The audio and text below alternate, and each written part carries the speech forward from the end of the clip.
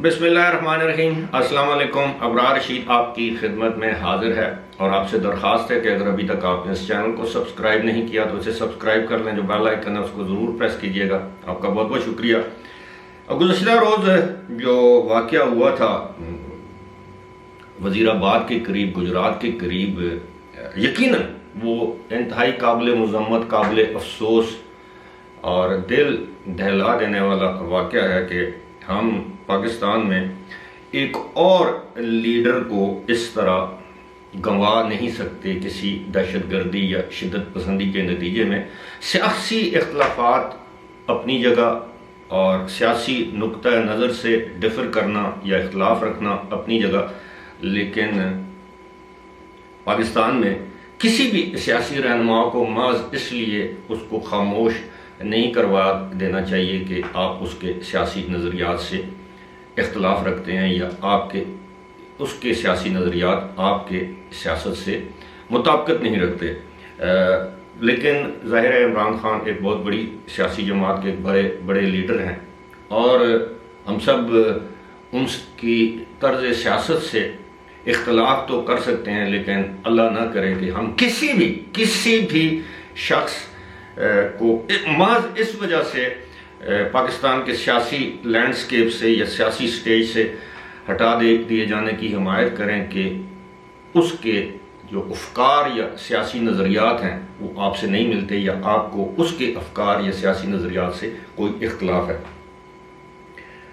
لیکن آپ نے یہ بھی دیکھا ہوگا کہ اب ایک اور جو کیس تھا ارشد شریف والا، وہ کافی زیادہ پس پش چلا گیا ہے، جبکہ ہمارے پاس اس طرح کی اطلاعات ہیں وہاں پر جو ٹیم گئی ہے اس کو کچھ ایسی بڑی، جیسے آپ یہ سمجھ لیں کہ کریڈیبل قسم کی انفارمیشن وہاں سے ملی ہے۔ ایک تو یہ ہے کہ وہ موبائل فون جو ارشد شریف کے استعمال میں تھا، وہ اس موبائل فون تک تحقیقاتی ٹیم کو رسائی مل چکی ہے۔ دوسرا وہاں پر وہ جو ٹیبلٹ، وہ جو لیپ ٹاپ نما ایک گیجٹ یا وہ جو کمپیوٹر وہ استعمال کر رہے تھے ارشد شریف، اس تک ان کو رسائی مل گئی ہے۔ اب ان کا فورینسک جو ہے وہ آڈٹ ہونا ہے۔ اور تیسرا یہ ہے کہ جس جگہ پر ارشد شریف رہائش پذیر تھے، قیام پذیر تھے، اپارٹمنٹ کہہ لیں، فلیٹ کہہ لیں، کمرہ کہہ لیں، گھر کہہ لیں، جو بھی،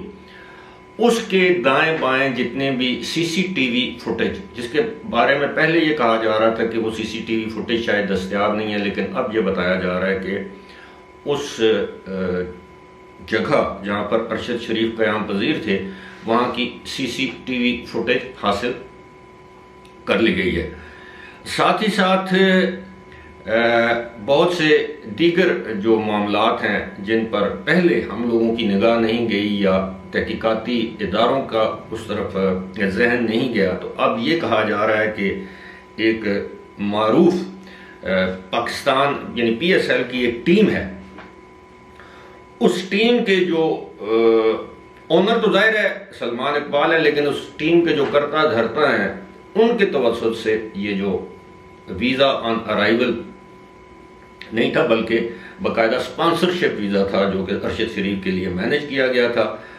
اور ان صاحب نے یہ ویزا جو ہے وہ ارینج کیا، اور بعد میں جب ارشد شریف کو گولی لگی اور اس کی وجہ سے وہ جہاں بھاگ یا شہید ہوئے تو اس شخص نے سب سے پہلے انہی کو، اس کرکٹ ٹیم کا جو کرتا دھرتا ہیں، ان کو مطلع کیا۔ اس کے بعد سلمان اقبال نے ان سے رابطہ کیا، تو یوں اب یہ بھی باتیں سامنے آ رہی ہیں کہ وہاں پر شاید یہ کوئی صرف 2 لوگ نہیں تھے بلکہ اب اس میں 4 یا 5 افراد تک انوالو ہو سکتے ہیں۔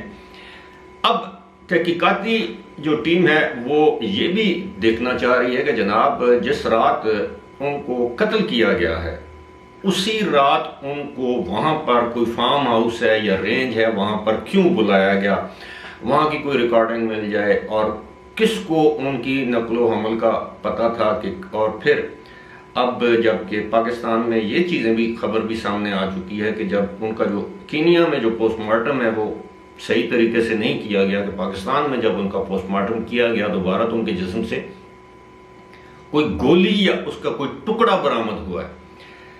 اب یہ بڑی چونکا دینے والی باتیں ہیں، تو یہ ساری چیزیں اب ظاہر ہے، لیکن بات وہی ہے کہ اب ارشد شریف کی یہ ساری چیزیں جب تک یہ کتنے بھی آزادانہ اور ایمانداری سے تحقیقات کیوں نہ کی جائیں، تو ان پر اعتبار کون کرے گا؟ ارشد شریف کی والدہ محترمہ نے تو پہلے ہی یہ ان تحقیقات پر اپنے عدم اعتماد کا اظہار کر دیا ہے۔ ان سے تو پہلے ہی اے آر وائی والوں نے ایک سٹیٹمنٹ ریکارڈ کروا لیا ہے کہ جناب سلمان اقبال نے بڑا زبردست کام کیا ہے، یا میری ان کے خلاف کچھ بھی نہیں ہے، انہوں نے تو ارشد شریف کے لیے بہت کچھ کیا ہے، تو کوئی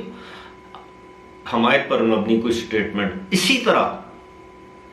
اب سننے میں یہ آیا کہ انہوں نے کوئی اور چیف جسٹس آف پاکستان کو یہ خط لکھ دیا ہے کہ جی انہیں حکومت کی جانب سے جتنے بھی تحقیقاتی کمیشن ہیں ان کو کوئی اعتماد یا کوئی بھروسہ نہیں۔ تو اس طرح کی صورتحال میں کتنی بھی آزادانہ تحقیقات کیوں نہ ہو تو کون یقین کرے گا؟ تو بہتر ہے انہی کو بول دیں، ان کی والدہ کو یا ان کے اہل خانہ کو، جناب آپ مغربی دنیا کے آپ کسی ملک کا نام لے لیں، وہاں سے تحقیقاتی ٹیمیں پاکستان بلوا لیتے ہیں، جس طرح بے نظیر بھٹو شہید کے کیس میں ہوا تھا، اور معاملہ پھر بھی سامنے نہیں آیا تھا۔ وہاں پر بھی اقوام متحدہ، کیونکہ ان کا بڑا لمیٹڈ سکوپ ہوتا ہے، یہ آپ کو بتا سکتی ہیں کہ یہ کچھ ہوا ہوگا، یہ کوئی ایف آئی اے یا پولیس کی طرح ان کے پاس کوئی ایسا اختیار نہیں ہوتا کہ آپ کو پروسیکیوٹ بھی کر سکیں۔ تو بہرحال یہ جو معاملہ میں سمجھتا ہوں کہ ارشد شریف کا جو معاملہ جو دب گیا تھا، کسی حد تک پیچھے چلا گیا تھا، اس کو دبنا نہیں چاہیے۔ باقی جو دوسرے معاملات ہیں ان پر بھی تحقیقات ہونی چاہیے، لیکن وہی بات ہے کہ جب 24 گھنٹے سے زیادہ کا وقت گزر جائے اور ایف آئی آر درج نہ کی جائے تو پھر مسائل بھی جنم لیتے ہیں اور شکوک اور شبہات بھی پیدا ہوتے ہیں۔ اور اس طرح کے معاملات میں اگر آپ فرسٹ انفارمیشن رپورٹ کو ہی ڈیلے کرتے رہیں گے تو آج آپ نے الزام لگا دیا ہے رانا ثناء اللہ وزیر اعظم اور ایک میجر جنرل صاحب پہ، تو عین ممکن ہے کل یہ لوگ الزام لگانے میں حق بجانب ہو کہ جناب یہ تو سارا جو کچھ کیا تھا یہ تو آپ کی جو سیکیورٹی تھی یہ اس کا لیپس تھا، اس میں تو براہ راست پنجاب پولیس یا متعلقہ ضلع کے ڈی پی او یا متعلقہ رینج کے آر پی او یا اس کا ڈی سی یا اس کا کمشنر، اور پھر سب سے بڑھ کر یہ آئی جی پنجاب، چیف سیکرٹری پنجاب اور وزیر اعلیٰ پنجاب۔ اب آپ نے وزیر اعظم اور رانا ثناء اللہ کے مستعفی ہونے کا فوری طور پر مطالبہ کر دیا، لیکن جہاں پر جس صوبے میں جہاں یہ واقعہ ہوا وہاں پر آپ نے وہاں کے وزیر اعلیٰ یعنی چودھری پرویز الہی سے تو آپ نے مستعفی ہونے کا مطالبہ نہیں کیا، نہ ہی مشیر داخلہ عمر سرفراز چیمہ کو آپ نے ہٹانے کا مطالبہ کیا۔ ذرا تھوڑی دیر کے لیے سوچئے، یہی واقعہ اگر خدا نخواستہ کراچی یا حیدرآباد یا سندھ میں کسی جگہ پہ ہوا ہوتا تو یہ تو فوری طور پر کہتے ہیں کہ مراد علی شاہ مستعفی ہو جائیں، لیکن اپنے صوبے میں اپنی حکومت کے دور کے دوران اور بس کچھ بھی نہیں، اور سب کو پتا ہے کہ یہ سیکیورٹی لیپس کس کا ہے، یہ government of Punjab, Punjab police اور پنجاب کی انتظامیہ، اس کے علاوہ اور کچھ نہیں ہے۔ فی الحال مجھے دیجیے اجازت، خدا حافظ۔